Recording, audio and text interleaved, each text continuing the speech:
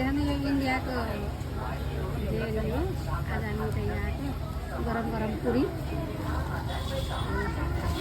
मेरो पनि ल आज त हामी जेरीको पुरी दर्शन गरेर यहाँ हामी खाजा खान बसेका छौँ। यहाँ त भाइ आएर छेकिदिनु भयो फेरि ल कस्तो लाग्यो नानी? अझै एउटा भनिदिन्छु ल अझैको मात्र भनिदिन्छु दिदी दर्शन दिदी भाग्य काम गएको आज हामी त यहाँ दर्शन गर्न होइन उता यहाँ इन्डियाको भोले बाबा दर्शन गरेर हामी यसो बसेर यसो चिया नास्ता खान दर्शन गर्नुभयो दर्शन गरेर राम्रोसित दर्शन गऱ्यो। हामी बिहान आएर भिड थिएन, अहिले धेरै भिड छ, भक्तजनहरूको लाइन छ। अहिले चाहिँ हामी खाजा खान बसियो। खाजामा के खाँदै हुनुहुन्छ?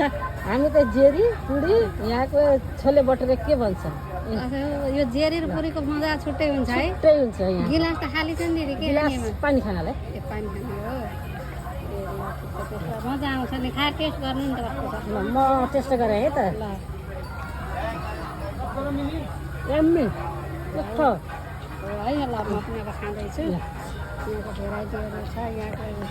यहाँ इटालिया आउँदाखेरि जेरी नखाने नि मजै आउनु अरे है दिदी हो। है नानी मिठो छ है? हाम्रो नानीले पनि खानु ठिक छ ल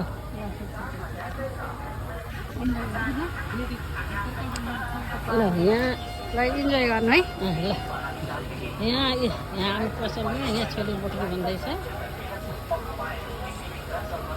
यहाँ